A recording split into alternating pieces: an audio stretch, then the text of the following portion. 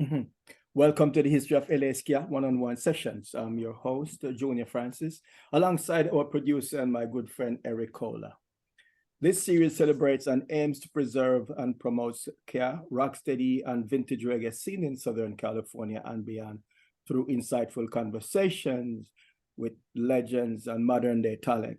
And of course, we want to acknowledge also the people behind the scene.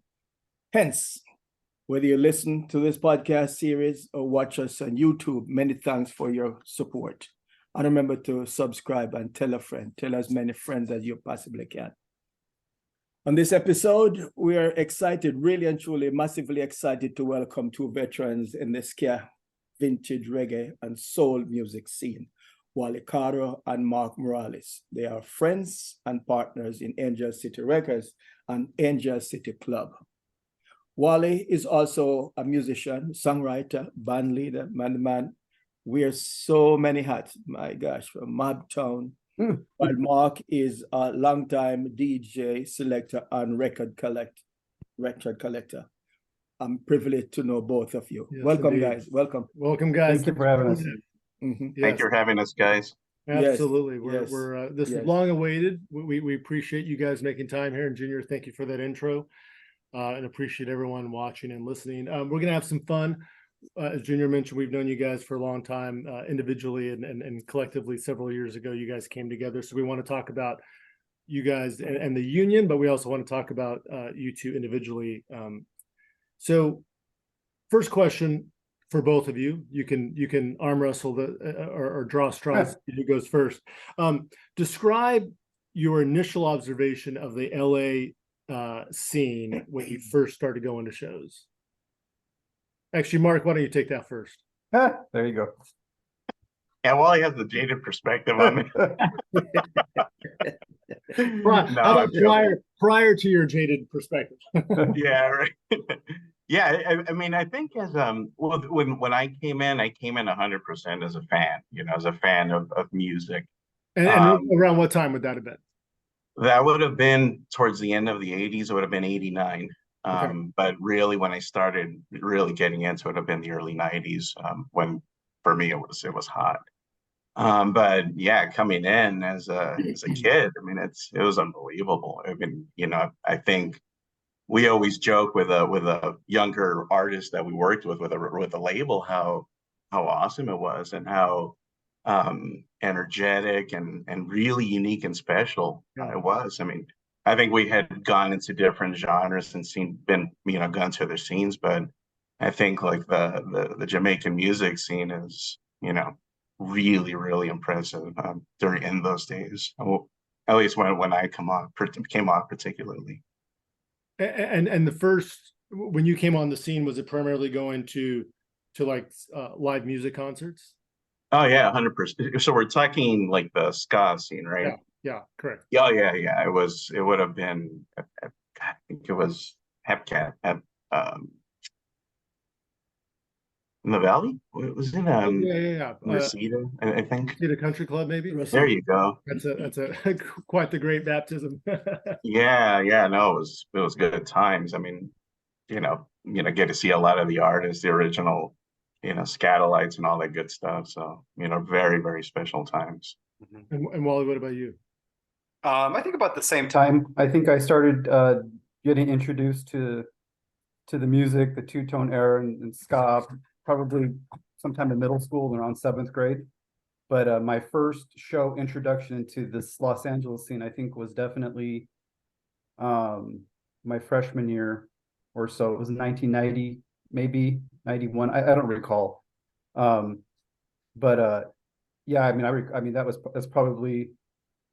I remember it. I remember it so vividly. I remember it like it was yesterday, to be honest with you. It was mind blowing. When they say like, I knew that as soon as I stepped foot in that club and just was introduced to everything, the music, the club itself, the smell of what a club smells like, the people, the clothes. I knew that like I fell in love. That's the only way I can describe it is I fell in love with everything about it, and I just knew like this. I'm gonna do this. Like I want to know more about what's going on here. I want to know more about why they look that way. I want to know more about this music. And, you know, it wasn't the traditional ska. I think I know it was Upbeat, I think, who opened, and they're from up north. And I remember like thinking like, oh my God, these guys are great. And then Skanking Pickle came on, which I wasn't a huge fan of, but they were crazy on stage. I remember they the singer, I think he jumped off the stage. I remember him falling on me, thinking like, you know, and but I know that No Doubt was playing, and then Let's Go Bowling was they were headliners. So, you know, No Doubt was definitely gaining popularity, but you know, I'm thinking back like Let's Go Bowling was headlining the event. So you know, they were still Let's Go Bowling was still like the top dogs, you know, and highly influential Let's Go Bowling. Yeah, and it was at Hollywood Live. And that's where they do the Jimmy Kimmel show, I believe, now off of Hollywood Boulevard. Right there on Hollywood, yeah. Yeah, and I always tell the story, but I just think I remember turning the corner onto Hollywood Boulevard, and at that time there was a lot of scooters that would park out front. The kids, I call them. You know, I was a kid too. This is when they were lining up before the show, and you'd walk in, you'd have to wait in line, and I just remember seeing all these like buttons and patches. And just something about just the way it looked, the checkers and all that stuff just was so appealing to me that I was like, wow, this it just hooked me in, and that was it. I listened to punk, I listened to different stuff at that time, but for sure I was like, okay, this is interesting. It's got my attention, and I want to know, definitely want to know more about it. So yeah, I love that. So since we're memory juggling, the first time I'd heard the name Mark, I may have seen you around, but I don't think we ever spoke. But I remember specifically you were mixing at that club. Eric took me to the club, that Knitting Factory. Was that Knitting? No, to the club that one of Lewis's shows? No. It was right there in the heart of Los Angeles. Chris Murray Club. Oh, Blue Beat Lounge. Blue Beat Lounge. Blue Beat Lounge. Yes. And they had a couple of bands, and you were mixing in between. And I said, Eric, this is the best selector I've heard since in terms of flow, you know, the 67, 68, and the 69 was perfect. So I hadn't heard that before moving to California. I mean, when Jamaican, especially someone my age, do that, you don't give them credit because that's what they've been doing as a selector. Right. But to hear someone outside of, I said, why this guy's heavy man? You say, yeah, he knows stuff. Knitting Factory. I can vouch. He did say that. Yes. And when I say that, it really needed to be said. I'm just a big music nerd. That's it. But yeah, the flow was very consistent, 67, 68, and you're just going back and forth.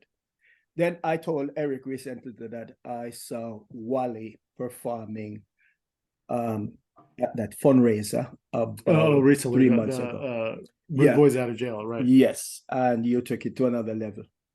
Oh, thank you. I think I lost about 10 pounds on stage. That's what I even told you 2 weeks ago or last week when we were in conversation that you needed to preserve that for posterity, that piece, so that your kids and grandkids can see that you're an excellent musician. Awesome, thank you. Right. So what's unique about this scene in particular today, if you want to use comparative analysis to compare now with when you guys came on the scene? Unique to today versus back then? Compare. Compare and contrast.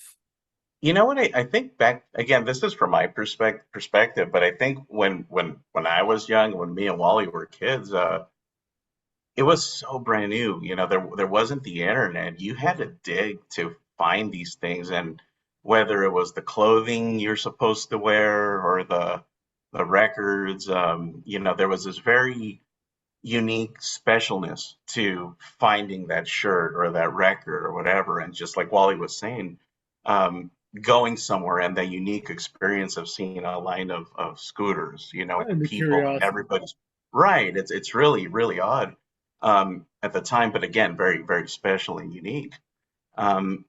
Versus today, I think today I think one of the driving factors is going to be, in my opinion, is a lot of the musicianship you're seeing, particularly in the last 10 to 15 years.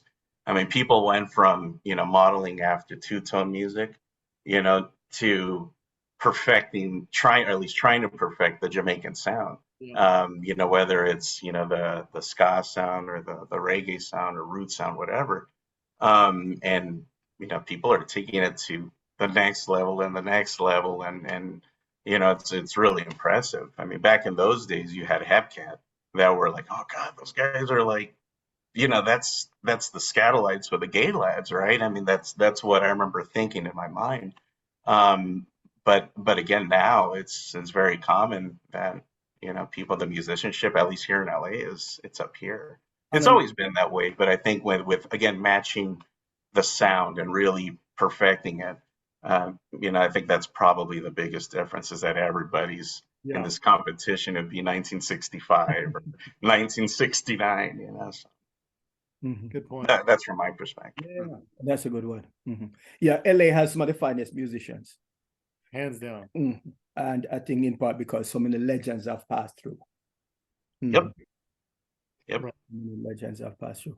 And being wanting so to. Wally, your if you were to compare and contrast today with yesterday. No, I mean, I agree with Mark. We've talked about this at length many times, and I think the internet versus, I try to figure out, was it because I was young and music was new to me?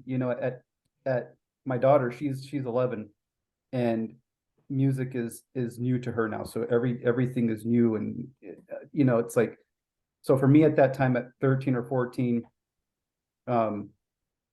everything was just so new and fresh. It was like it was like a treasure chest. It was like I was discovering something new every day, and it was really exciting. Right. And I think, and I'm not saying that there's anything wrong with it, but today, like what Mark was referencing about the internet, you can ask a question and it comes up with all these options, like, who are the top 10 two-tone ska bands, and then boom, here comes a list. Or who are the top, who sings this song, and you throw in a couple of lyrics that you heard, and boom, there it is. And for us, and for you guys as well, I mean, we had to search. We learned of music through friends bringing us mixtapes, and then you'd hear one song you'd like, and you're like, who's that? And then there, for us in Downey, it was Middle Earth Records. Yes. And you'd go down there and you try to find the record, I remember buying compilations, because for me, if I felt it was a safer purchase, because if I bought a compilation and there were 20 artists on there, I might get lucky and like 5 of them. Right. Versus if I go and I buy, I can think of names, I'm not going to say the names of the bands, but like something on Unicorn Records back in those days, I might buy it and be like, oh God, why did I spend my money on this? And then you're out. So no offense to no offense to Unicorn Records. It wasn't it's whatever band I was purchasing. Yeah. But anyway, so anyways, that I would it was just trying to discover, and you having your friends and say, you got to check out this band. And yeah. So that was unique to that generation, I think, of even the Fred Perrys. Like I remember that would say, oh, you got to go down to Racket Doctor in Glendale because they have a full stock of Fred Perrys, and there you'd go. And by the time you'd get there, if you got there a week later, you might end up with just, a couple of like turquoise. I remember I bought a turquoise Fred Perry, and the bottom cut was kind of like slanted. So it was like, or you luck out finding something at the thrift store, or you had to do mail order catalog. Today is different, and not saying anything's wrong about today, but you're right. Everything's at your fingertips now. You can look online and see and find it performing or whoever, right? And right, yeah. So it's trial and error a lot of times, but yeah. So additionally, you mentioned the internet. Now you can listen to Scatolites drummer, and you can really get that ska sound down to a science. Yeah. I know in the early mid 90s when I became involved, it was sort of difficult for some of the drummers. Those days are gone. Well, and Junior, to that point, a lot of the musicians I talked to, the record, I had the cassette or the CD, but Stretching Out, the Scatolites live version. I don't know how many musicians I've talked to that talk about that record being so important, because it was a live version, right, and it was almost like your schooling of trying to from the live sense, and playing along with it, whether you play drums or bass or guitar. I wore that cassette out. I had to buy another one. I had the CD, but I would just play to that all the time. But And, back then you had to search. You had to go to Tower Records, Middle Earth. You had to go all over trying to find it. right. So You know, it was fun. Yeah. It's a huge advantage living in Southern California, because I was reliably informed that Nibs gave drummers, Catalyze gave some guys lessons when they were on tour in Southern California. Yeah. If you lived perhaps, say, in Lancaster or maybe Las Vegas, you wouldn't have that opportunity. Right. I think Ben Farrar was one of them. Yes. Yeah. Right. Spot. Yeah. Mhm. Yeah. That's something else. Yeah. That is fascinating. Wally, so we met. Well, we have the Downey connection, right? Mm-hmm. We met. You were actually, Mobtown was the first ska band that I ever worked with when Reggae Nucleus magazine was around, when we first started circa 94, 95. And you guys were the band that we worked with the most over the years in Reggae Nucleus. And so I always cherish that. Lots of great times with you guys. Yep. So talk about the formation and who were the core members of Mobtown. Well, I was looking through some old articles, and 1991 was the first appearance of Mobtown, and I think it was at like a talent show. But I looked, and I have the bill for that talent show, and it says Mobtown. So 1991. So I know that Mobtown came to in 91, but the forming of the band definitely came, prior to that, obviously, probably in 90, and just really kind of just trying to get a group of musicians together to play. But the core members were Jeff, who's still in the band, who's our bass player, Jeff Gobon. Matt Dro was our bass player at that time because Jeff was singing. Childhood friends, really. Mario Pittman on drums, Gabe Medina on trombone. These are high school band horn players. Jason Allen on tenor sax, and then Robert, who's still in the band, Robert Lagunas on trumpet. Yep. And then Amy, and it was interesting because Amy Eckert was our lead singer. Amy Long, sorry, our singer and trumpet player, and our bass player Matt and I. We grew up with her in school, and I remember we saw her play at one of the Downey High events. I think we were in middle school and we went to the Downey High Theater to see Downey Theater. But anyways, I remember looking through the white pages in the phone book trying to find Eckert, and then seeing which ones were from Downey. I knew that's where that was going. And then calling and just trying to get in touch with these people through those means, and we did. And she hadn't played trumpet in a while, but she picked it back up, and so that was the first Mobtown group, and about half of that group went on to continue and record with Rhythm of Ska and Cactus Juice, and today, or at our October 20th event at the Glass House, which everybody should go to and buy your tickets if you haven't. Right there behind it. Yeah, there it is. So some of those members, Robert and Jeff from those days, they're still playing. So so some of us still went on, but that was the first group of Mobtown. Yeah, nice. And at what point did Malik come in as a singer? Malik came in, I think 95, maybe. Yeah, that was around the time. I think he was there from when I first saw you guys. Yeah, I would say so. And I think, I know Jeff met him at the Fox Hills Mall. I think they both worked in different stores. And according to Jeff, I remember him saying he heard Malik singing, and it was just like, wow. Oh my God, who's that? And Jeff just had to meet Malik, and he brought Malik out, and the rest is history. And obviously Malik has a beautiful voice, and he'll be with us on October 20th as well. So looking forward to that. And speaking of singing, we were at Reggae on the Mountain, and I'm not sure what group he was singing with. Oh, probably the Lions. Oh, and Derek Morgan sent for me to come and tell him who is that singer. Yeah. Oh, yeah. Junior, who is that? We need to know. Sweet. Yeah.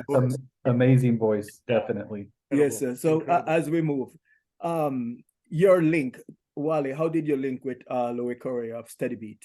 And just through the shows, they had Blackpool, which was the original Ray and Lewis.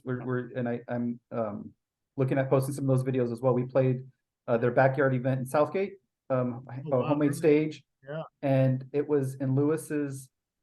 You'd have to ask him. It was his father's backyard, someone's backyard in the family.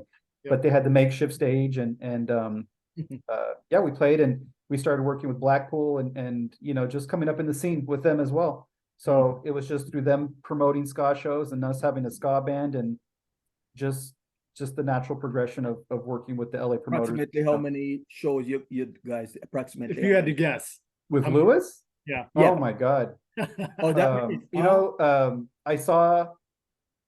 I think Nina posted something with a catalog of list of names, and I was going through some old calendars, and you guys run that a lot. it's Blackpool and Steady Beat. So I don't know. I even feel silly guess 100. I don't know. It's just I mean they definitely dominated the scene when it came to shows, and all the flyers, the calendars I'm looking at, it's always Steady Beat in there some way, shape, or form. Concrete Jungle they put together, Steady Beat, the Blackpool. So that was also training ground for you guys. What was that? Training ground for you guys, those backyard parties. Oh, absolutely. Backyard parties, definitely training and really paying your dues, and just really having to, build us as a group, really, playing, some of those shows, they were just, fights, shootings, makeshift stages, no stages, one speaker with one mic, and, loading your car on the curb and having someone wait there so no one would steal it while you're trying to put all your stuff in the back, and, cops breaking it up, and, it's like, yeah, it's just the stuff you have to do, and it builds you as a band. And then you start playing the clubs and you start progressing. But the backyard parties were awesome. They were so much fun back then. So much fun. So the initial period where Mobtown was active, let's say 90, 91, until when? Until 98. Until 98. Okay. 98. Our last show was with the Slackers. It was with Lewis in Long Beach, that club that he had downstairs. I don't know if you remember the name, Mark. Oh yeah. The Vault. Rough and Tough. Yes. Rough and Tough, Right. Yeah.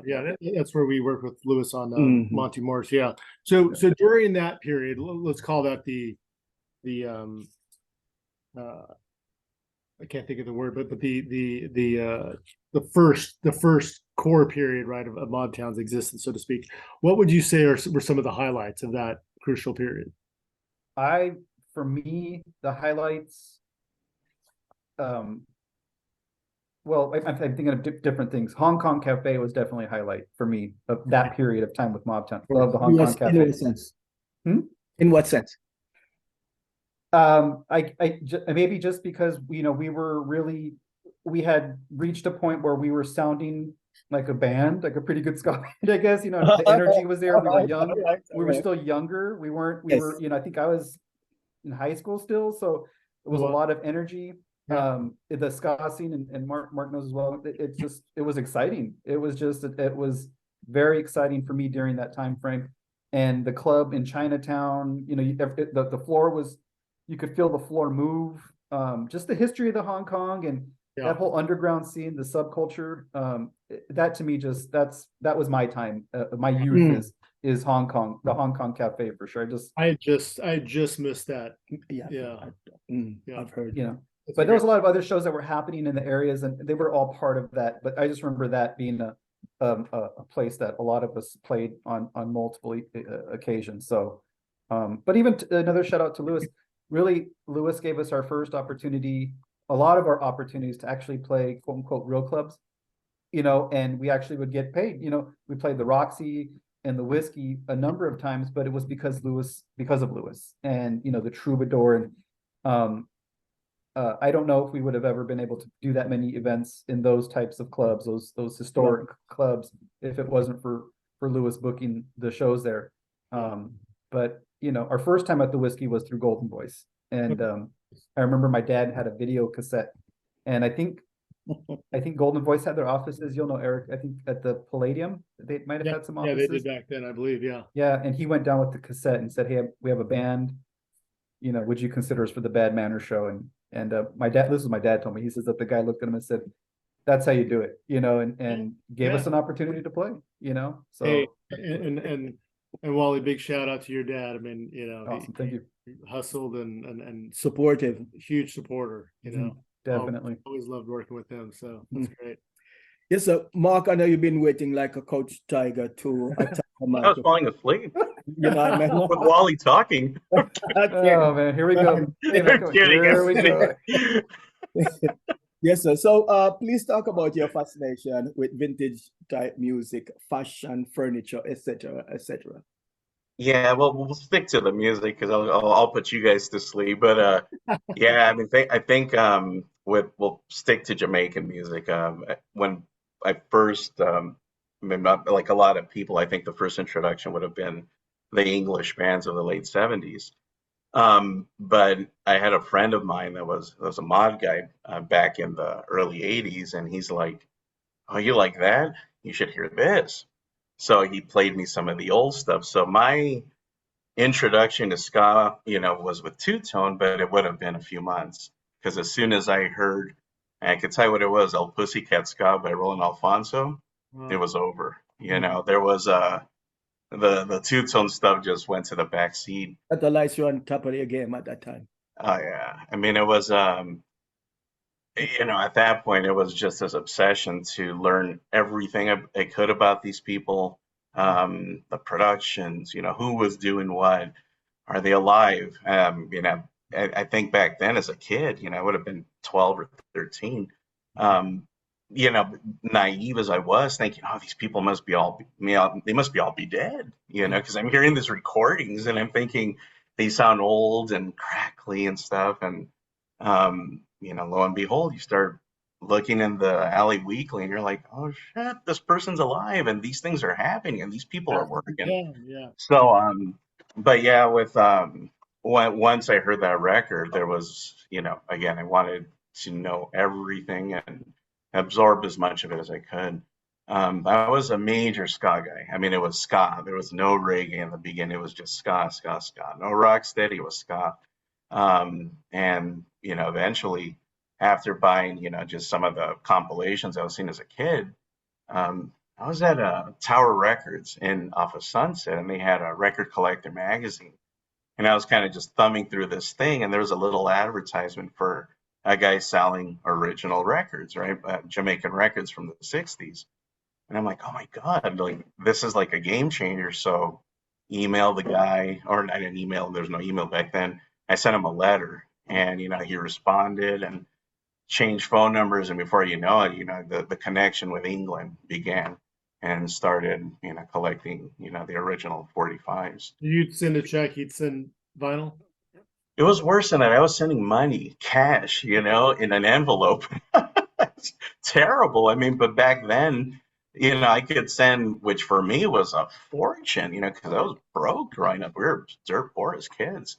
But I'd wrangle up $30, $40, send it overseas, and I'm in a little bundle of records. I mean, now you can't get it. The pound is so strong in comparison to the dollar.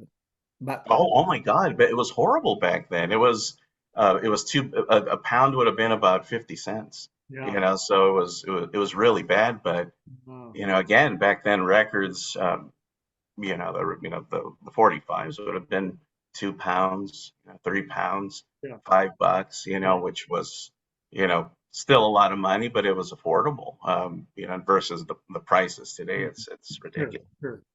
But yeah, no, there was, I was just fascinated and just everything about Jamaican culture. And, again, the amount of work that so many people on this tiny little island did to create this life-changing, world-changing musical just domination. It's awesome. I could go on and on about it, but no.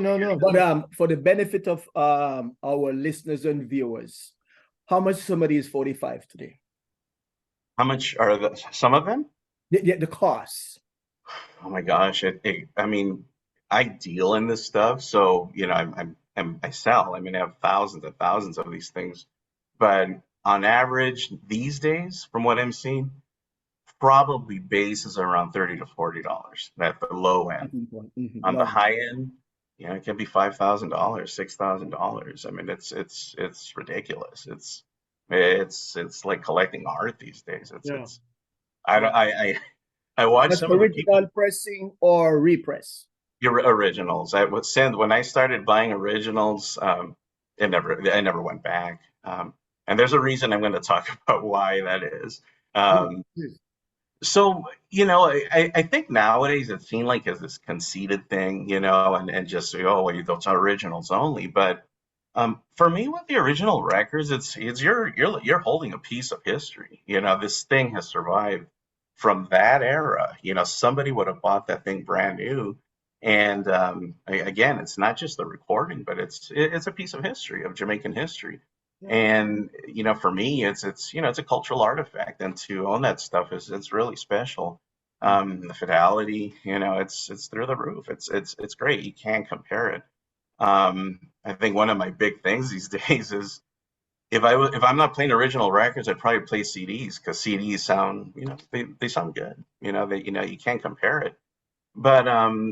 But again, I mean, you know, for the young kids today, it's tough to collect the old stuff. It's through the roof. I don't know how some of them do it. I couldn't do it today.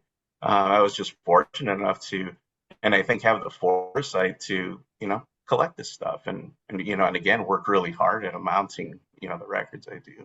Yeah, but that's really cool if you think about it, what you just said. You know, when you buy an original press, like somebody bought that in that era, put it on their 45 or on their record player, dance to it, listen to it, and then here it is in 2023 making it to someone else's hands. And that's really cool. That's yeah, the history absolutely. of that, where that record's been in life is cool. So No, absolutely.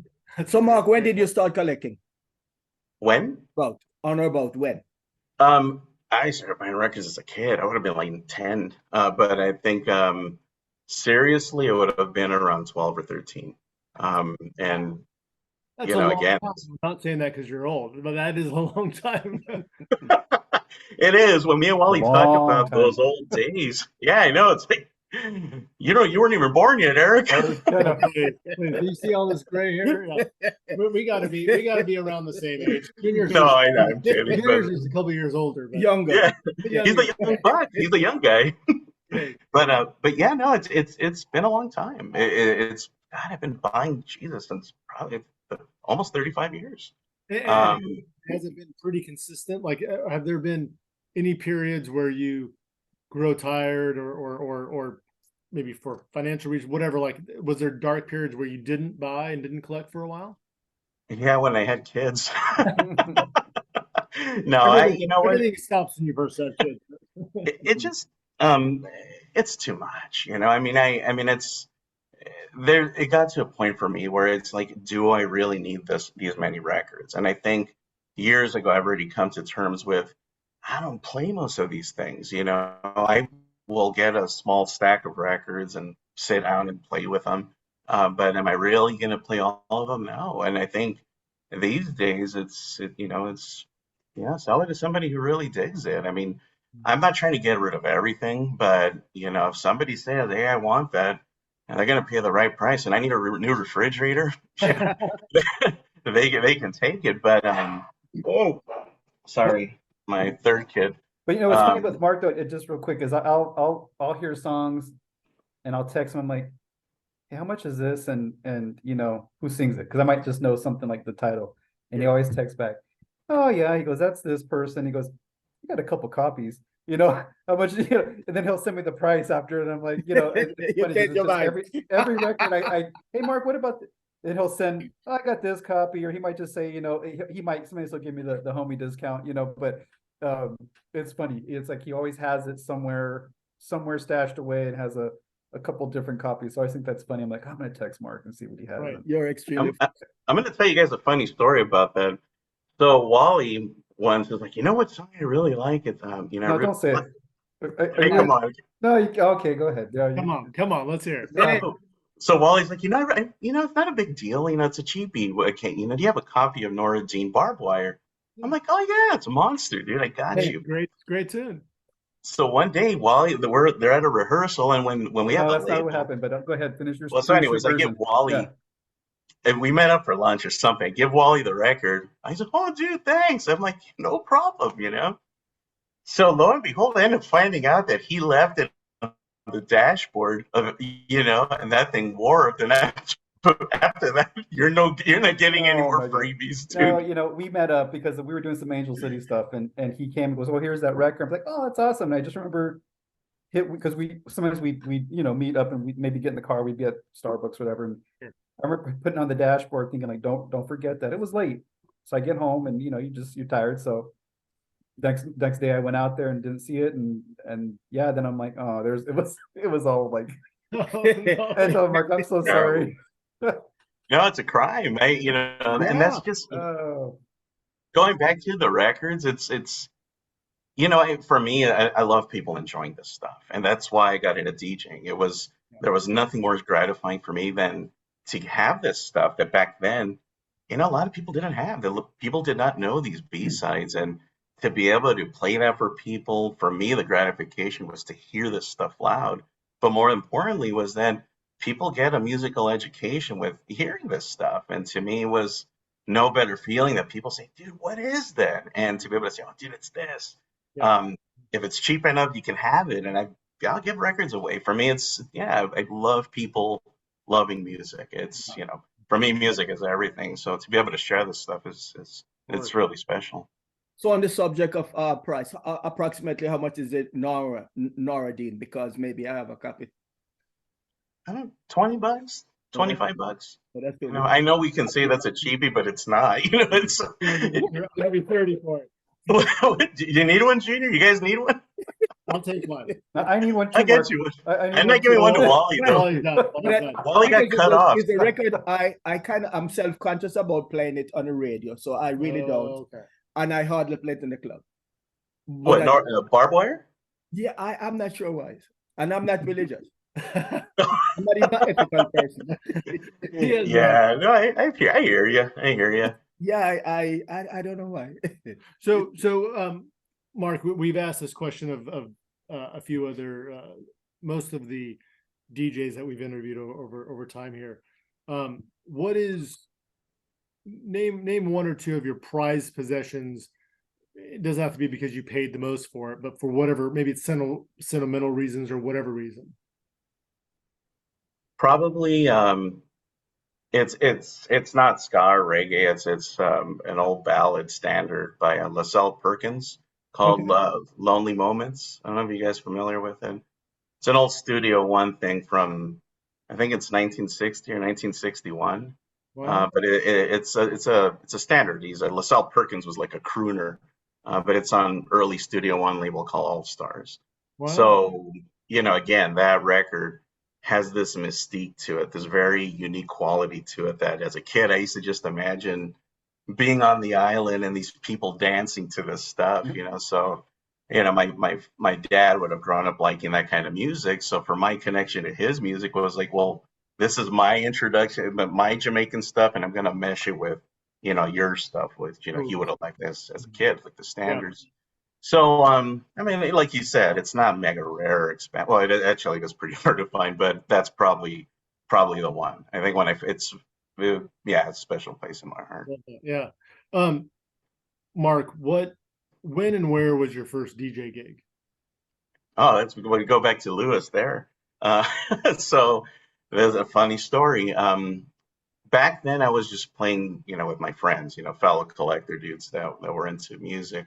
But I remember going to one of the Lewis's ska shows, and there was no DJ. And I remember thinking, like, yeah, maybe they could use some music in between this stuff. At this point, I was already collecting stuff, and I remember asking Lewis, and I remember asking around, hey, who's the guy that runs this stuff? You know, so they introduced me to him, and I remember asking him, and true to form, Lewis is like, yeah, man, do one, and I'm like, cool, right?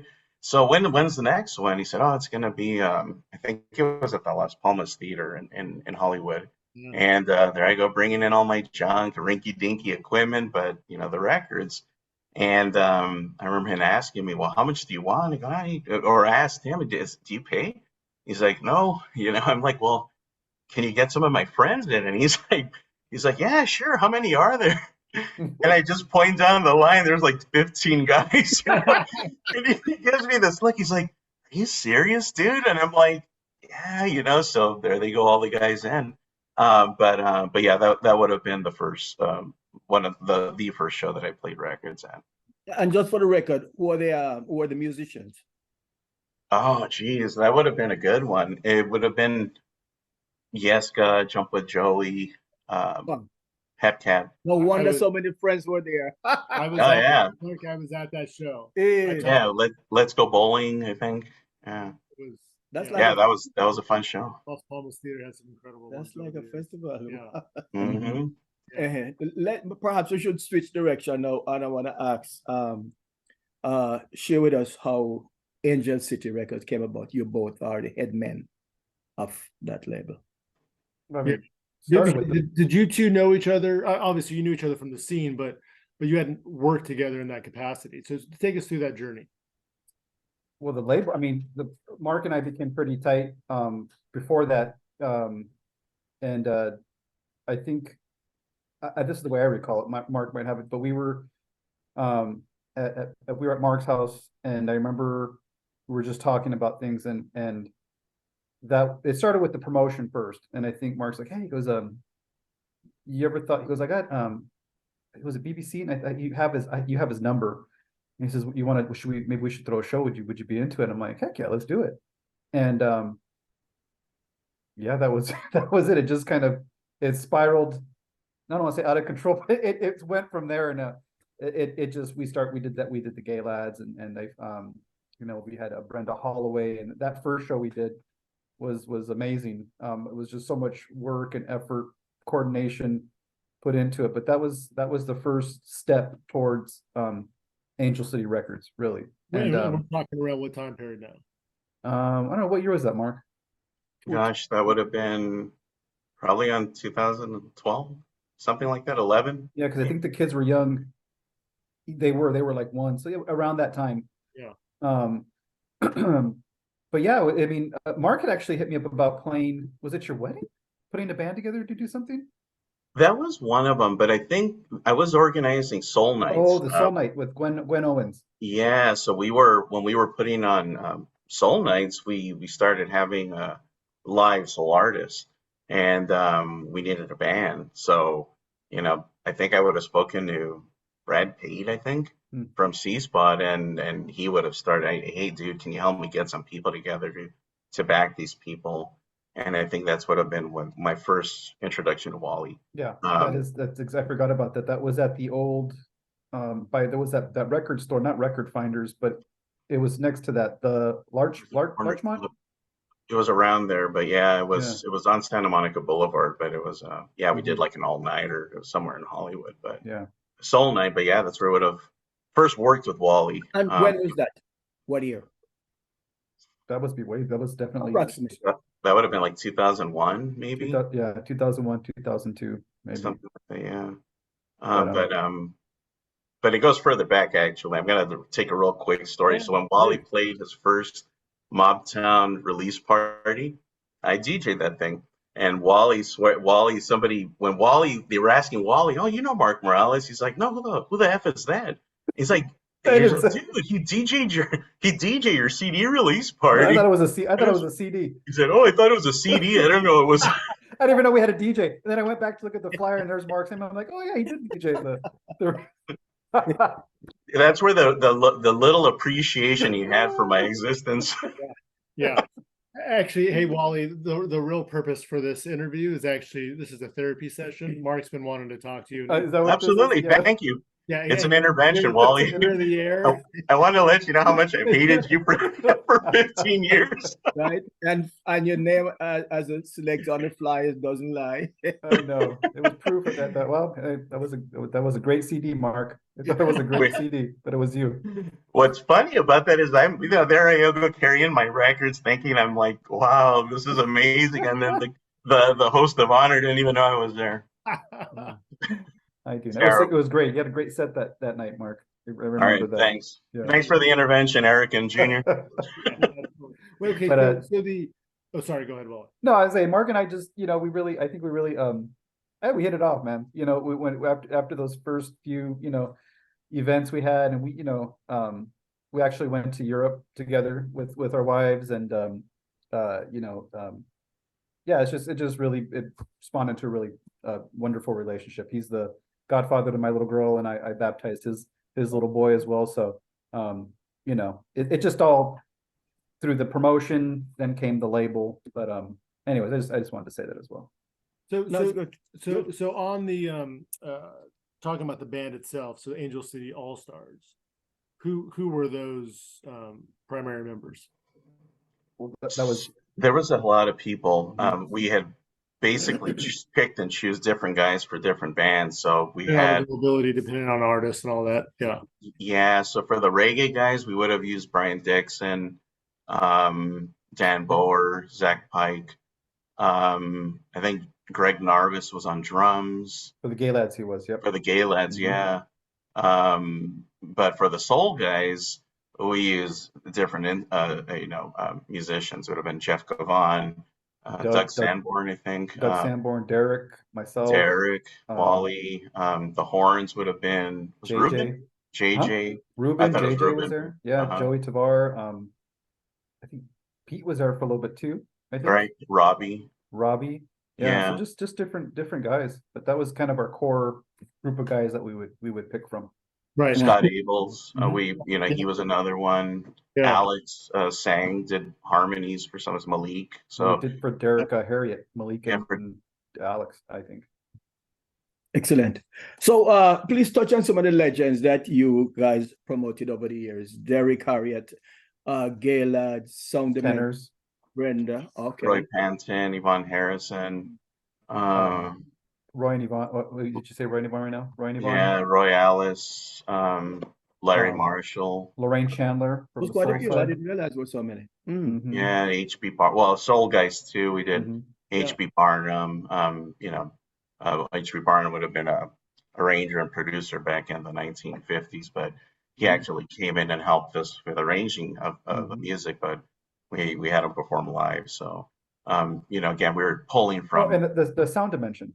Sound. About them. Oh, yeah, that was a huge undertaking. I'm so bummed I couldn't make that Sound Dimension show, but I've heard so many incredible stories. That the Sound Dimension. So that was that was a huge undertaking as far as promoting, coordinating. But the first time they actually rehearsed took me straight back to the first time I saw the Scotalites at the Whiskey. That was like the only comparison. I told Mark, I said, I got the same feeling when I saw these guys get together, and I don't know how long it had been since they'd been seen each other or whatnot, but it's like they just picked up from wherever they left off, I guess, and they started to play, and it was just it took me back to seeing the Scotalites, early on when a lot of them were still with us, but it was amazing. It was really, I wish that I would have been able to be more of the person purchasing a ticket to see the show versus coordinating, because as you guys know, when you coordinate an event, you're tied up with everything else, rides and airlines and hotels and accommodations and just trying to get things running, the tickets and whatnot. So you're not really able to enjoy the show the way I would have really wanted to, I think. So that was the only part that I regret, but I didn't want to forget that one. That was big for us. Mark, did you play a CD on that show, or did you? Absolutely. I played the best of Mobtown. No, for those shows we were going all in. We had Tommy from Japan play one of them, a buddy of mine, Toby from Germany. So people came in from really far to come see this stuff. And it was only $20. Yeah, 20 big ones. It was only $20. But going back to what Wally was saying, it was for me, it was very surreal being, Jamaican enthusiast and fanatic to be in the same room with these guys that when I was a kid thought were gone, but to be with Carl Cannonball Bryan and Vin Gordon and Joe Isaacs and Derek Harriet, it's surreal. It was, truth be told, and it may sound lame, but it was, for me, it was very surreal and it has to. You guys know this too. picking these guys up from the airport. Mark and I would go to the airport at all hours because the different flights were coming in, and just the feeling of knowing like they're in our car. We're asking them if they're hungry, would they like to get something to eat? No, and it's just like you would have never thought at 13 years old or 12 or 14, however old, that you would actually be like in the same car driving them to a whole, like it just was like what's going on here, like Yeah. and they might be rolling a little something too. Oh yeah. We didn't at the time, but they're like, hey, we need this, and we're like, oh man, we don't know that, so, but you had to make it happen, right? Yeah. So the bulk of those Legends shows that you all did for Angel City was during what window of time? That would have been like 2011 for it was a couple of years of doing the soul and the live soul and Jamaican acts. Right. Mhm. Okay. But Yeah. it was a short window of the live acts, couple of years. We had a 3-day weekender, and I think it was at that time when Mark and I were like, maybe we should start thinking about a label. Yeah. There used to be this little Mexican restaurant by the Alexandra that we used to meet at, and I remember we started having our first conversations about the label and what would that look like, and what would be some of the goals of who would, we always wanted that house band type of thing, and then bring in different artists, and who are those artists, and trying to just scout different talent, and but that was like the first. I remember the Alexandra that weekender, and we would meet there often, and that was the first time that the label stuff started to kind of circulate. But I remember Mark, we met with the guys that were in the band, and we were at Cole's, remember? And we said, Yeah. hey, we're going to launch a label, and we want you guys to be the house band. I remember being in the bar with all of them. Nice. And taking it from there. But we had went to go check out the venue, and then after that we talked up the label. But the Derek Harriott show was the first time we actually had our test press and introduced, I think it was Shantini, and saying, we have the first test press, and the label's coming soon. So Yeah. Yeah, we used it borderline as kind of as a launching pad for it. Even though obviously for me, Derek Harriott's one of my number ones. Again, it was a good opportunity that we knew it was going to be a full house. Yeah, so that would have been where we launched the label and had the first artists perform. And this now label, some of that I read, just do some research online. I mean, is it correct that you have over 20 releases to date? Mhm. Yeah. Yeah. Touch on the artists that you've recorded on the label. no, the Delirians, Steady 45s, Jackie Mendez, Shantini, our first artist, her brother Xavier. We have Stahl, who's is Scott Abels. We have a couple of releases from him.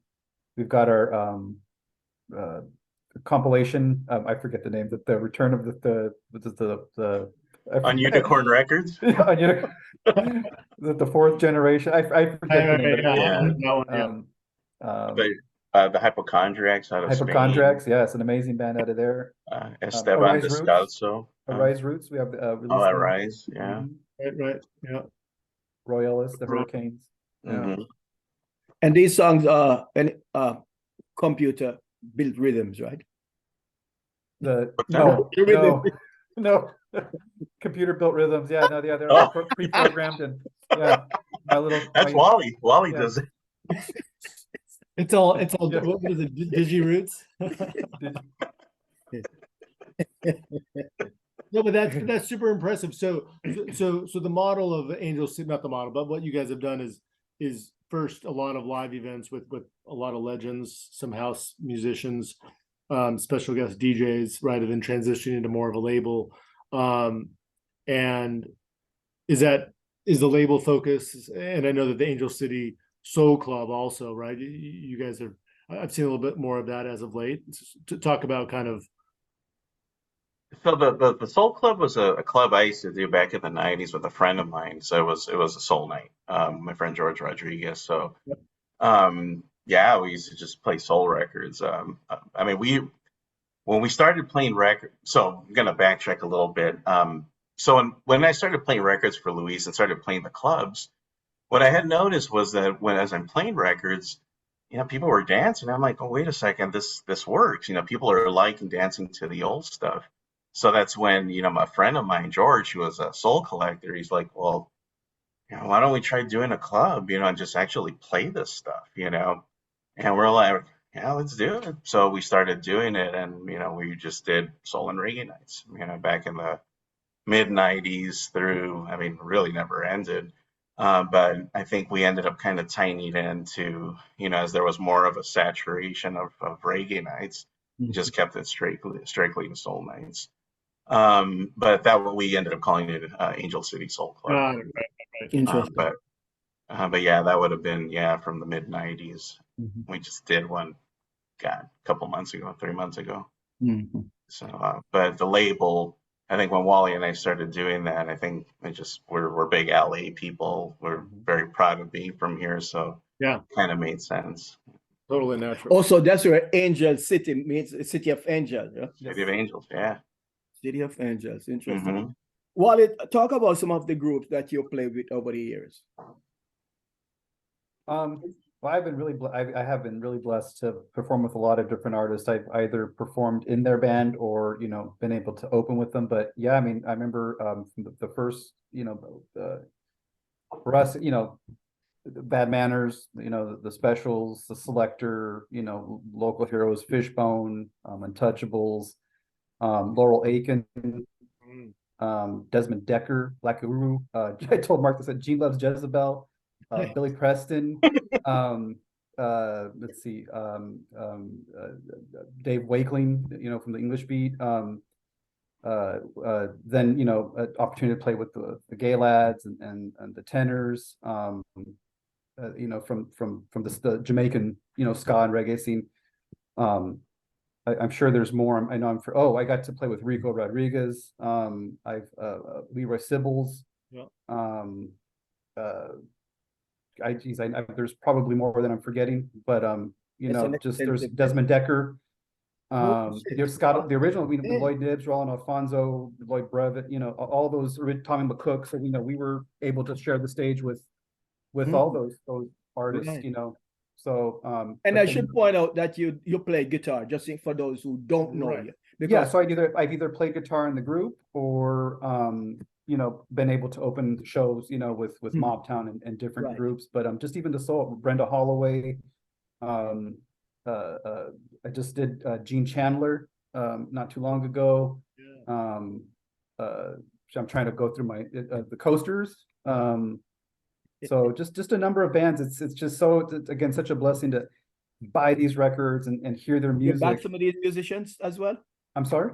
You play guitar with the alongside these musicians? Yes, I've backed them in the band. Yeah, playing guitar with their group or opened for them. So share the stage in the band or share the stage. Supporting them and opening for them. But yeah, it's just amazing all the different groups that I grew up with and being able to share the stage is amazing. C-Spot, you played with. I played in C-Spot. Yeah, I've had the opportunity now. I'm Mobtown, but I played with C-Spot for a number of years. Was able to record on the Rockery with them. But heavy. That's a heavy CD. Yeah, thank you. Yeah, it's a great man. CD. Wicked. But now it's just I'm kind of like whoever needs a guitar player. I've had the opportunity to play with Western Standard Time a number of times. From the soul and oldies, like the Illusions. I'll be performing with obviously Jackie Mariah, who's an artist from this revival of oldies and soul.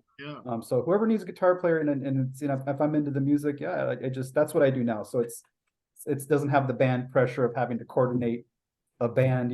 For those that have bands, there's a lot of work and coordination behind that. But now it's like I just get to kind of bring the guitar and come play. Rise Roots, when they do acoustics, I've had the opportunity. So it's a lot of fun right now. A lot of fun musically. So is there any musician who you would like to not necessarily share the stage with or play with? The Cure? I'd love to play with the Cure at some point. Love the Cure. That would be a dream come true for me. But that's sort of far fetched. Yeah, it could be. It could be. Who knows? You never know. I'm still alive, right? That's true. All right. Wally, you both of you touched on the soul scene. Do you think there's more crossover and shared fan base in the ska vintage reggae scene with soul nowadays than there used to be? Oh yeah, 100%. I mean, Right. the soul thing is new, really. I mean, I think when we were kids, it was all ska, ska, ska. I mean, if soul was DJs, that was it. But I mean, there was the Insiders up north in Yep. San Francisco, Right. and Sprinkle and Groove. But I think, geez, I mean, not because he's here, but I think Wally and Police and Thieves would have been the first ones that in LA that would have started kind of doing soul music and mixing it with the Jamaican stuff live. I love that group, Um, by the way, Wally. Police and Thieves. What's that? yeah, Police and Thieves were a great group. Oh, thank you. Yeah. Yeah. I mean, it's just, it goes hand in hand, I mean, Mark knows as well. I mean, it's just the covers of the Jamaican artists that they were doing American tunes and just, I was just telling, that's another group I put with Adrian Carmine. I was telling him, I was saying, oh, all roads lead back to ska, and it's funny because there's just a lot of stuff happening where somehow it just kind of goes back to ska at times. And a lot of the musicians that are in this soul and oldies revival, I call it, I guess, right now, a lot of them are from these amazing LA ska groups, reggae groups like the Delirians. You have Tony from the Illusions and Eric Crucial from the in Illusions that were from the Delirians, and Double duty. Joe Quinones, and just a lot of different groups that are playing. Myself, now playing with a lot of these groups. Yeah. So And Jackie, who straddles both. Jackie, absolutely, yeah. So it's neat. It's cool. The transitions, but they're so closely tied. I think It's an exciting time. I would agree with you there. Yeah. Mark, question for you. Which selectors, DJs, do you think also played a crucial role, like yourself, in let's call it throughout the 90s and early 2000s, and really helping popularize the DJ side of the scene? in the '90s would have been probably the main one was Joey Altruda. He was one of the only guys that I saw that was playing originals, and I remember seeing Dick Tracy on the original Studio One. I'm thinking, oh crap, that's the real McCoy, right? So he was probably my memory was the main one, but he was very eclectic too. He was playing a lot of different stuff. Yeah. He was one. A lot of the the local skinhead guys were also doing it. That it wasn't at the clubs, but it was at the parties. At the backyard parties, and again, that if we talk to the grassroots where it really started, at least in LA, that probably would have been it. At least through the '90s, when you start going into maybe the 2010s or whatever, the 2000s. It's probably David Orlando, Boss Horn. It's funny, when I met him, he was DJing at the Malibu Inn in Malibu. Yeah. And it was for Hep. And I don't know who I was there with, but he was playing records, and I'm looking, I'm like, hey dude, you're interested in playing originals? And he's like, yeah. And I'm like, hey, exchange phone numbers. So that's where, I became close friends with him. And every Thursday after Dub Club, I was at his house with a little box of records, taking up records and, building up the arsenal. But David Orlando is definitely one of my favorite DJs. I mean, that guy's passion for music, it beats mine, it trumps mine. He's out of control. But it's his passion for it, his style, the stuff he likes, we're just on the same page. Plus, it's just as a DJ, he's through the roof really good. Very true. Yeah. So, Mark, what are some of the highlights of your career as a DJ? And by the way, before you answer, so people who play repress, you don't necessarily consider them DJ? Oh no, absolutely, I do, totally. That's changed. I think as a '90s, again, my nose was up in the air, and it was originals or nothing. But I think now, I'm be honest, guys, I'm not hip to what's going on too much these days anymore. I mean, I know like Mila, she plays good tunes. I'm just not too hip to it. I'm totally cool now going to clubs. I have more fun hearing people play records. I want to hear what people like, and what they feel is going to be the tune this is going to be it right here. I was even after I saw the interview you guys did with Karina from Tijuana or Ensenada, I forget. Yeah. She when she was talking to you guys and she was talking about how, the record she liked, and, it was I forget which Scatterlight record it was, but the way she spoke about it, I'm like, oh my God, dude, that's awesome. Like, she gets it, So I don't think I've heard her DJ, but just hearing that same enthusiasm and passion behind it, it's fun. So, when I get asked to DJ now, I want to go hear people. I'd rather go hear people play records. It's more fun for me to see what people like. So. Yeah. So now my question, highlights of your career. It would probably be playing like Desmond Decker, to play for him. Being able to play for. Where was that? Was that in Was that the Waters? San Pedro? The San Pedro Waters Club, I think. Was it that one? Yes. That was fun. I mean, if anyone asked me today what's my favorite record of all time with reggae, it's Israelites. It's the favorite record. Love that thing. So that was special. Lewis used to organize every Tuesday night. It didn't work, but every Wednesday night, Hepcat was going to play. So he's like, "Hey, do you want to DJ?" And I'm like, "Hell yeah, man! I'm going to play records and see Hepcat." I think he only did one, and it didn't do well. It was used to be the King. Oh yeah, Dizzy Debbie's. It was Dizzy Debbie's, so yeah, that was fun. Yeah, Dizzy Debbie's, right? Yeah. But I again playing the every show where you get to play and you see somebody dig what you're playing and seeing that passion, and again, like just that emotion that I know I feel. That's that's where that hits the spot. Well, I thought the highlight would have been playing the Mobtown CD release party. Mark is really what I would have thought. Oh yeah! Oh my God, that's right. I almost forgot. How could I forget? Thanks for reminding me. So is it your my only memory I have of that show is I lost the record there. Oh, yeah, and so I'm like, never again. Thanks, Wally. I'm sorry. So go ahead. Yeah, I'm trying to get the record straight. So is it your love for the Israelites by Desmond Decker and the Aces, your love for the song, or just playing it at a specific event and the response you saw from the audience? Or both? Both. I forget one of the last things I did a few years ago. I was DJing and I played it. And we were going nuts, and I'm like, "Who wants it?" I just threw it in the audience, and everybody just ran in to grab it, But it's I'm sorry. You have several copies? I have a box about this big full of them. It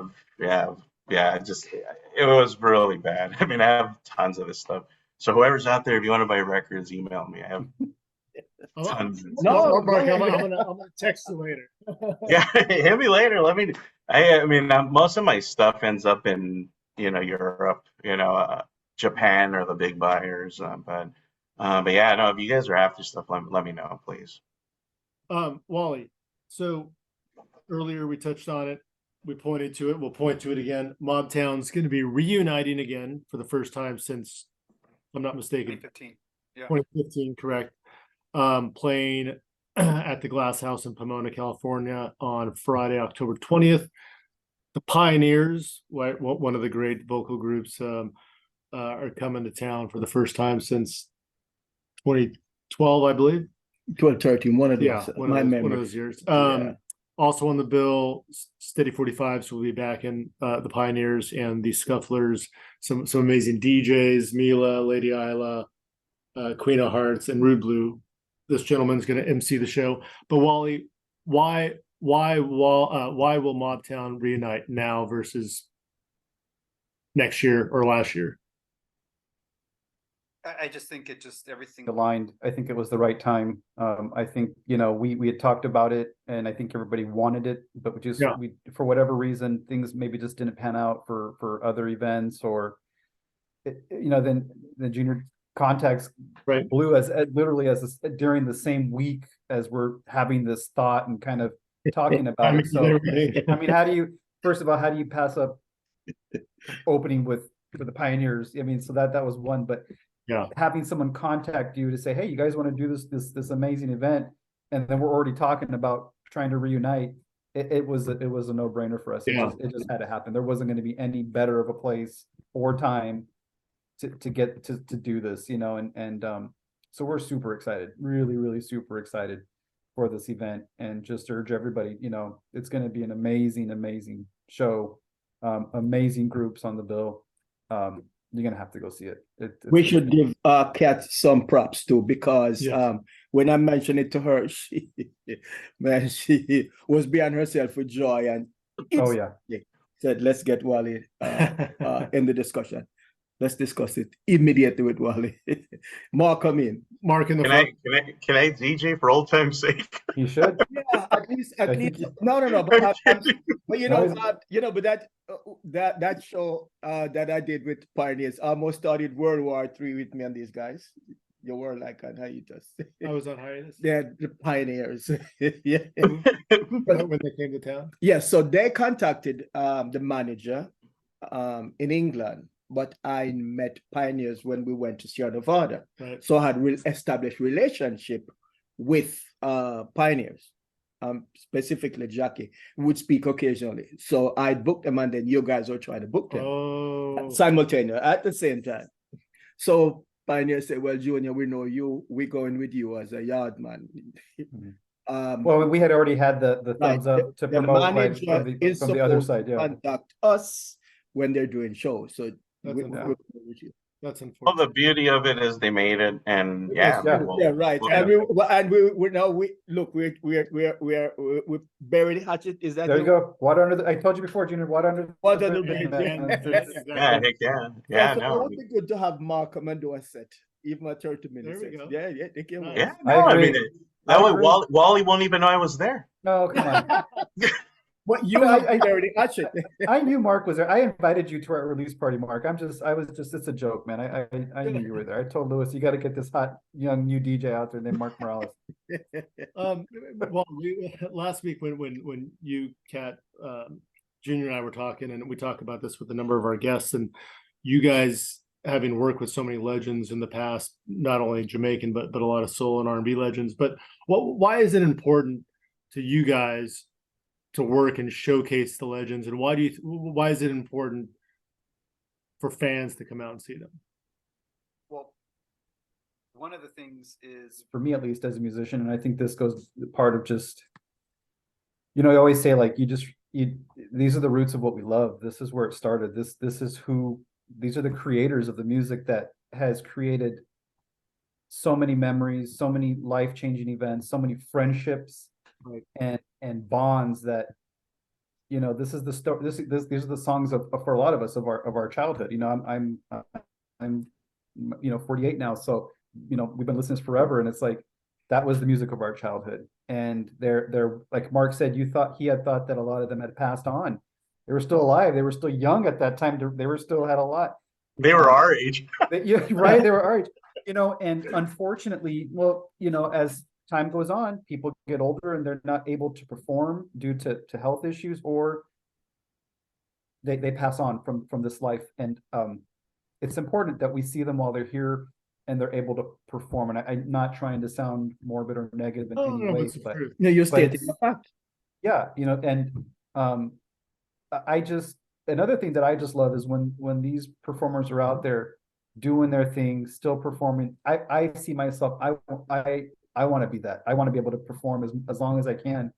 But the emotion that overcomes them when they see that there's a whole generation of new kids that are into their stuff, and that it's from the early 60s all the way to 2023, that must be an amazing feeling. And I just feel like I like that. Hey, look, we respect you guys. You've changed our lives in more ways than you even know. So that's why I think it's important that we support these events and come out. Yeah, and you mentioned support. It's worth mentioning that Peter Austin of the Clarendonians, his last performance was at Sierra Nevada, and he told the press that he was retiring. But after he performed and saw the response, he called me and said, "Junior, get some more work." I'm out. Yeah. I can't hang it up as yet. Of course, he died a week ago. He'll be laid to rest this coming Saturday. But those were his words. I'm tired. I'm getting older. But Right. after the audience response was so overwhelming, and I give props to the Steady 45. They were on point. By the time he arrived in Jamaica, I said, "No, get some more work." Wow. Mm-hmm. Mm-hmm. Yeah. Unfortunately and sadly, he's gone. But but with that said, I mean, I think the imprint that these people have left, it will live forever. It'll live past, the stuff we do. My kids, since they were babies, they've been hearing this stuff, and even though they've gone on, I'm sorry, Tired of hearing it? are they what? Tired of hearing it. No, well, it's funny because even though Dad has all these records, they finally started buying records, and we were at Amoeba recently, and my older son who plays guitar, he's like, "Hey, I want this," and it was Bob Marley, and I'm like, I look at it, I'm like, in my heart of hearts, I'm like, dude, I have so much of this at home, But then at the same time, I'm like, you know what? Let him discover it on his own, and let him kind of, take it in. And when he really embraces it, he'll know that there's oodles of this stuff to learn from and know more. But again, people like Bob Marley will live forever, even though they're gone. They're not, that in a sense, but people are beginning to forget because someone from the scene told me that he's a high school teacher. And when he mentioned Bob Marley, very few of the students. So I'm assuming that some of these students are below 20, between 13 and 18. And name Bob Marley isn't ringing a bell. On occasion, perhaps Damien. And that's so profoundly sad. So we got to blame the parents. Absolutely. I'm there fighting the fight and telling them, hey guys, I'll show them a label. What's on this? It'll be the Island label. What kind of music's on this? Oh, ska. So, but again, on the serious side, I want them, even though this may not be their thing, but to understand the bigger picture and that there's oodles of other music out there.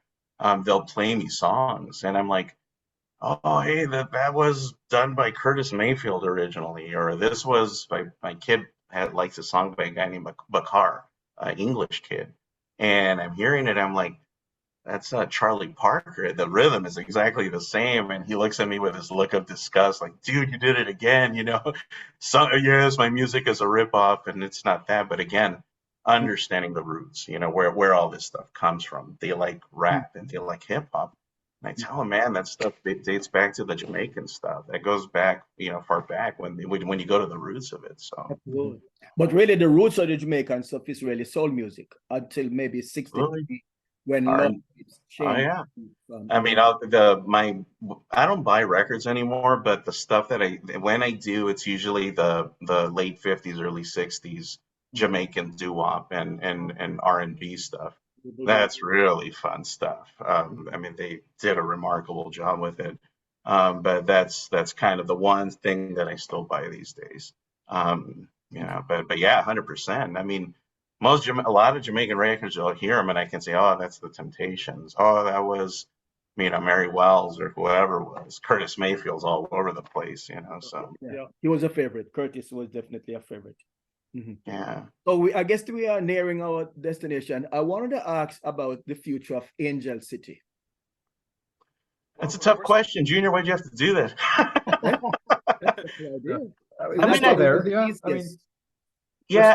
I think with the pandemic, that made things very tough, and I think during when that kind of started, at least for myself, I really immersed myself in work and my kids, and I think having the label, it really did pull me away from my kids, and I wasn't home a lot.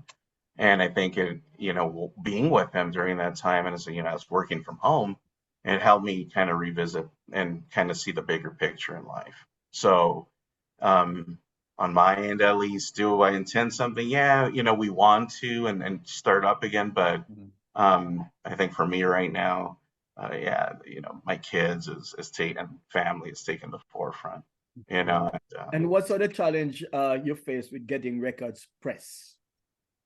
Well, when we tap your finger and you get records pressed like it used to be pre-pandemic. Well, no, pre-CD. We have come up with a really nice recipe for pressing records, where when we were doing it and the Steady 45s are going on tour, we were managing to turn it around in about 6 weeks, which is ridiculous now. I think for what I'm hearing these days, it's 10 years. months. 6 years. 60 years, you know. By the time you get it, you'll be eating for free at Denny's, you know. Exactly. But again, we have workarounds. I think when Wally and I were doing it, we were pretty savvy with, you know, making a lot of connections and not sending it to a one-stop shop, but instead doing some of the work on our own. And you know, that was, I think, with Angel City Records it was a one-stop shop. We did everything. You know, Wally wrote songs, I did artwork.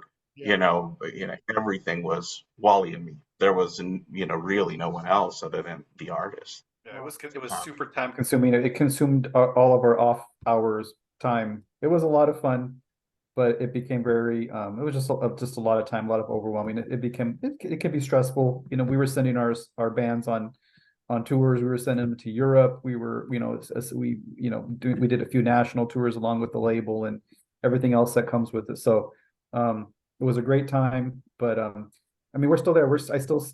I'm still mailing out records. I just mailed, you know, a bunch out to the UK. So we're still selling stuff, but releases at this time, probably not anytime soon. But who knows? You know, again, but it's, you know, stuff is still moving. People are still buying. Endless. There is no end to selling records. And Right. There will be no end. Where can people find the Angel City releases? It's you can go to our website, angelcityentertainment.info, I believe. I haven't said that in a long time. AngelCityRecord.com. And yeah, a lot of the stuff sold out, but there's still you know, tons of releases on there. But yeah. You help me empty out my garage. Yeah. I'm the Eric, when we sell the last record, that's where I'm like, okay, Junior, Eric, we're done officially now. So yeah, But- I'm the warehouse. You still have to do some repressing. Some of those stuff definitely well worth need. oh yeah, there were a few records that sold extremely well. The first record we sold out in a day. In a day. Name it. Yeah. That was Shantini Ari's record. We literally advertised it, and no one is going to sue you for royalty, but gee, thanks. All right, let's end this call. No, but I don't know what I'm going to say from 1 minute to the next. yeah, I know, but no, we were pretty proud. We're, you know, for nobody to have moved it. Which record is that one now? It was the song Wally wrote with God, why am I blanking on her name? Wally on Betsy Villasenor, yeah. Yeah, it was at that time it was Villasenor, yeah. Yeah, she was Shantini was our first artist, and that was her record. It was a soul record. On one side it was the one Wally wrote, and on the flip it was a cover of her mom's. So Shantini's mom was actually a Detroit soul singer named Gwen Owens, and she was kind of big in the northern soul scene of England back in the late 60s. So Gwen was somebody that we would have hired to open for Roy Ellis. Well, we did we did that show, remember, a long time ago in the 2001, 2002. And then I think she had Xavier and Shanti as her backing vocalist at that first show, if I'm not mistaken. Yeah. And then we booked them for the Roy Ellis show. And when we started the label, we're like, Shanti's an amazing singer, and that was where we went with that. So yeah, if you got to see her, she was. The next question: why you guys stopped there? Well, you know, I think it was. Truth be told, we heard it from everybody, but I think we bit off more than we can chew at the time. You know, I mean, we were signing artists, and I mean, Shantini. She was a true performer. It wasn't. She was a whole package, or she is. She's a great vocalist. On stage, she's Tina Turner. She looks great. She had the whole thing, but again, Wally and Mai's excitement and all these crazy things we wanted to do was like, hey, well, let's sign those guys and let's sign these guys. Signed. So, yeah, just sign 3 people. You know, again, it was fun times. It's good. It was tough, but yeah, it was fun times. God, that's how you create history, though. Challenges. I'm sorry. That's how you create history when you meet these challenges. Oh yeah, you know, one above the average. We were just trying to create. I mean, really, one of our goals was to create an outlet for Southern California-based musicians to be able to record and put music out. That was our goal. Is like, you know, a lot of these groups don't have releases yet. let's be that avenue for them, and let's try to maybe, even get them on the road or get them abroad. And we were able to do a lot of that. So, proud of our accomplishments from the label, and what we did with it. And we had a vision and we had a goal, and Mark and I went after it. I mean, it started with the promotions, but we had our mindset on something, and we did it. And so it I was. had no idea the catalog was so extensive. Very impressive. Yeah. Let's go back to the very beginning. Where were you both born and raised? Wally, you grew up in Downey, but where were you born and raised? Well, I always say this. I every time I say born and raised in Downey, they say, no, you were born in Linwood. So I was born in Linwood, but I was born there. Then I came back home to Downey. So, I've been in Downey the majority of my life, went to school out there and was raised out there. And, so that's where I'm from, is Downey. What about you, Mark? I was born and raised in East Los Angeles. Yeah, it was home. It's still. I was funny, I was in a meeting the other day, and one of the icebreakers was like, "Oh, what's your favorite place in LA?" And it's like East LA. That was home. Yeah, I love it. They're like, "Really?" I'm like, "Yeah, man." Yeah. But yeah, no, that's still for me. Both of you gentlemen are from Downey. Yeah. A lot of famous people from Downey. Wally Caro, Eric Kohler, Wally, the Carpenters.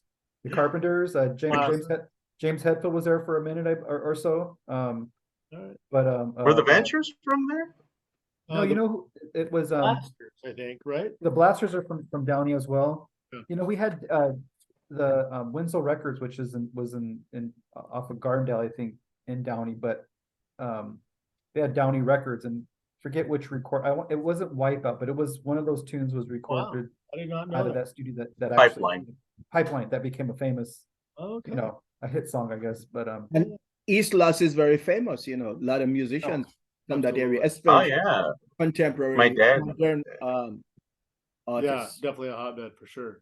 Yeah. Yeah, my dad as a kid, again, he would always tell me, the Midnighters used to play down the street, like every Saturday. So a lot of rich history there. Very, very cool stuff. So yeah. Was there anything that we did not touch on that you guys want to share here as we're reaching our destination? I mean, we could talk all night, but I don't. I mean. No, yeah, how long do you have, Eric? Junior? Wally, Mark only paid for this intervention, and we're reaching our deadline here. Did it help? Mark? No. No, I mean, we talked about the label, which is important, especially for Mark and I, as far as our partnership there. Mobtown. I mean, I don't know. I mean, there's a lot of stuff to talk about. I mean, the scene, but no, I mean, I don't think we've missed anything. Junior. Oh, please go ahead, Mark. Yeah, I'll add to,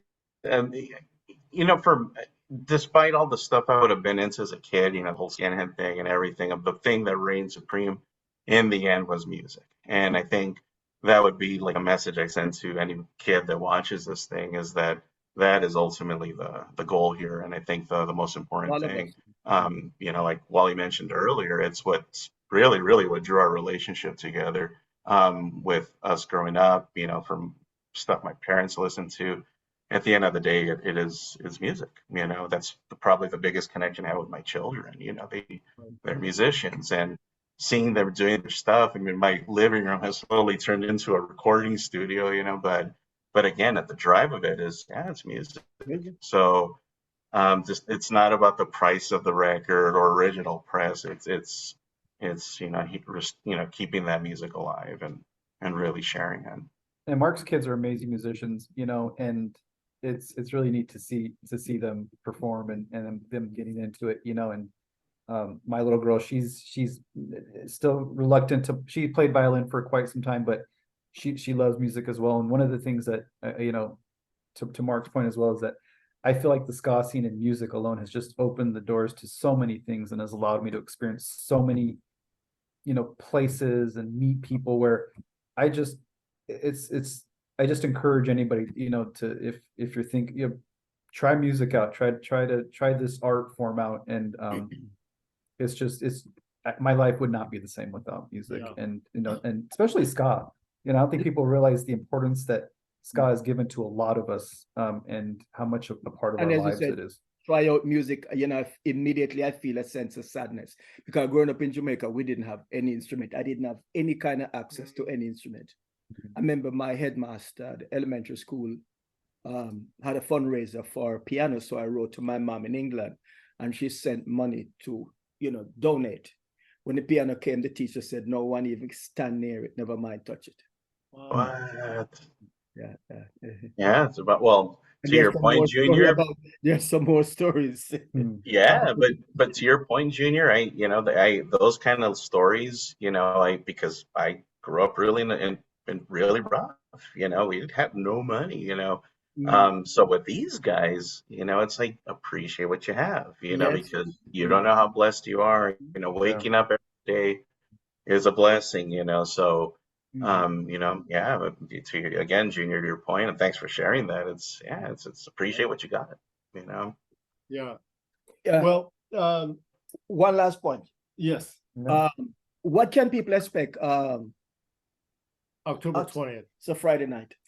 And we must add an all ages show. Mhm. So bring The reunion. Yes. What can people? I wanted to ask you that earlier, but it escaped me. What can they expect? I think, The reunion. well, from the reunion, I think, The Mobtown reunion. maybe I'm hoping that, well, to the point of the all ages, I hope they bring their families out to experience what they enjoyed and experienced as a youth, and Right. I hope it brings back some great memories from some longtime fans of the music, and it kind of takes them back to that youth. And I hope we get some new fans, but I'm just hoping I'm hoping it's a night full of energy and a lot of laughs and a lot of dancing, and just not to sound corny, but a magical night. I hope people really kind of keep this and remember this as one of their high points of shows that they have, from their history, and or the events they go to. I hope this is one of their standout ones. But we're working hard at it too. So go out and see it. I think it's important to note, you shared this off camera with us. There's a number of musicians who have been, who were either original Mobtown or were long time Mobtown members that are going to be part of this reunion. What will you just touch on? Who will be joining you that night? So it'll be myself. It'll be Jeff Gavon, original member. Robert Laguna's trumpet. Bass player. Bass. Bass player Jeff on bass. Alex Vargas, who's our one of our original drummers who recorded on both records. He'll be there that night. Malik Moore on vocals. We'll have our Brian Wallace, Dub Robot, who recorded with us in our recordings, and he's been a longtime member of the band. Chris Seawright as well. We'll have JJ from the Sinceres on stage with us and sharing, playing with us. And David Porsche, Pepe, on steel pan, and percussionist who's brought that unique sound to the band, I think, with his steel drums. So that'll be the lineup for the night. I'm not forgetting anybody. Ska bands are huge, so I might be trying to think of going through 12, 11 members, but that's an important standout though. As you mentioned, Pepe, the steel pan. Mm-hmm. I don't know too many ska bands, definitely here in SoCal, that have or had steel pan. I mean, you guys had that unique sound. Yeah, he answered the ad. We put up ads when we were putting the Shanties together, which is the all-girl ska band out of Los Angeles, and we had some flyers at Long Beach. And he called me, and I said, "Well, probably not the band for you." But I said, "I have another band, Mobtown." I said, "Why don't you come down and come to rehearsal and see what it sounds like?" And I remember everybody was like, "A steel band?" We'll give it a shot. Wow. And it just worked. It was awesome. It worked. So shout out to Pepe. Wait, so Wally, real quick, because you mentioned the Shanties, what was your role with Shanties? I was not aware of a connection there. Well, I just helped with the formation of the band. Jackie Blue, that was Jackie Blue's group, and her idea, of developing. But my cousin sang in the group, and okay. So I just helped with my dad started to kind of help them with some of the bookings as well, because when Mobtown would play we would bring them on board as well Right. a few times, and kind of, I would help with just they wrote their songs, but arranging and kind of helping them with the music side of it. I'd go to the rehearsals and work with them as well. So just help me with it. I don't think I ever got a chance to see the shanties because I don't know if maybe just circumstances or if they broke up right as I was coming onto the scene. But regardless, yeah, it's unfortunately. But no, that's great to know. I didn't know the connection, so thank you for sharing that. Yeah, and actually Monique from Say Fair, she sang in the group for a little bit too. So right, yeah. And Mark, walk with just a small handful of your records, because we have 4 selectors. We'll find a way to have a 15-minute set because the show is so special to you. There we go. What did you say? The Jamaican accent is throwing you off. Walk with a small handful of records. We'll find a way to squeeze you in a 15-minute set. Oh no. I will be there because I'm excited. But like Wally said earlier, I'm not it's so sure much. if you have a choice now because I'm saying Mark, bring some records, Mark. Yeah, just bring some records. No, don't man, leave them come in the on, car, dude. because they Mark, make bring a little bit. The Wally. I didn't tell my story about buy my first 45 and leave it in the car. It would take up too much time. Yeah, no, I mean, no, I know. I genuinely just love hearing people play records. It's fun for me. Just to watch people do their thing. So Nice. I like going there as an observer now and not have to worry about anything, so Wally will have to worry that night. Are you taking requests, Wally? You want to hear From Summertime Mobtown? Blues? You doing Summertime Blues? We'll do Summertime Blues for you, man. Nice. Did you play with the shanties, Wally? No, I did not play. No, this is good. I learned something new. About a soul, ska, rocksteady, didn't want to assume. The shanties, what? They were an all-girl ska band, a female ska band. LA's first all-female ska band. Oh, so what? Okay, so maybe we need to try them. All right. Yes. Nice. Well, gentlemen, thank you both for. No, thank you guys. This is awesome. Junior, Eric, thank you for having us. It's mutual. Indeed. Yeah. But also thank you for all that you've done and continue to do for the scene. Two key figures and good guys, and we appreciate everything. And we're going to see you on October 20th. Junior? It's a Friday night. Yes, indeed. Can't wait. The excitement is really building. Indeed. And thank you guys again. I mean, you guys are doing God's work, man. I mean, it's as you guys know, it's a lot of work and just kind of sharing all this. It's like are you talking to Pioneer's wife? That's what she told me, Jackie. His wife. Exactly. You guys must be talking, and she's coming. But yeah, man. She said, I know it's getting late, but Eric, I mean, even just you with Reggae News, I mean, that was that alone right there. I mean, with you guys both, just the support and advancement of what we did too. You were a huge part of that as well. I think you took me to a show in. I mean, I just found a flyer. You guys had a night in Redondo Beach, right? Yeah, Redondo Beach. Downstairs, you guys and I think I sold guys. Yeah, I also found a flyer because I think someone posted it was his birthday, but it's a green flyer, and I don't know if we played at Long Beach College, but it's a bass culture in Mobtown, and then it was in the ballroom at the student union. Yeah, that's what it is. Yeah, it was a bass culture, but the first time that we booked Mobtown was at the Rumpus Room in Downey, a little. Yeah, I think that's like a that's like a phone, like a iPhone place now or something. Yeah. Indeed. Yeah. Terrible. Has anyone ever interviewed you guys, Junior and Eric? No one is interested in my story. No, my God, dude. We got to switch the narrative here, and I think you guys need to get interviewed. We should do that. Mark and I will interview you guys. Thank you. Yeah, can we do that? Yeah, Matt Munoz did interview us for his podcast, Baco.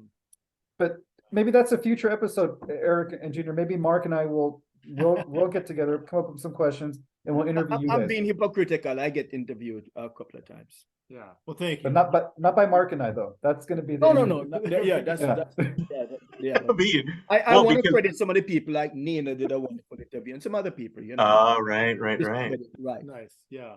But I think I remember Eric when we started working a lot with the AgriLight guys. They were saying it was Eric Kohler that helped us get on the first tour. And that's for those guys. I mean, they made it, man. So You guys, you guys have done some great stuff and continue to do it. So salute you guys. Thank you guys. Yes, Absolutely, thank you. 100%. Shout out because I'm wearing a shirt, Spanky. Oh, there you go. Yeah, Oh, yeah. All right. Well, on that note, thank you all. Junior, thank you as always. Mark, Thank you guys. Wally, Yes, thank you, Stephen, we'll guys. see you soon. Mhm. And we want to thank everyone for their ongoing support. Please subscribe to this podcast series if you can. Check us out on YouTube. Follow at History of LA Ska on Instagram, and please join our Facebook group. Follow this gentleman at Junor Francis. And this series is produced by my good friend here, Eric Kohler, and by Rockery Radio at Rockery_radio. It was really and truly fun. Indeed, yeah. Have a lot of fun, guys. Mhm. All Absolutely. the best to you and your families. And take care. Likewise. See you Good night. soon. Bye, guys. Bye-bye Thank you. now. Bye.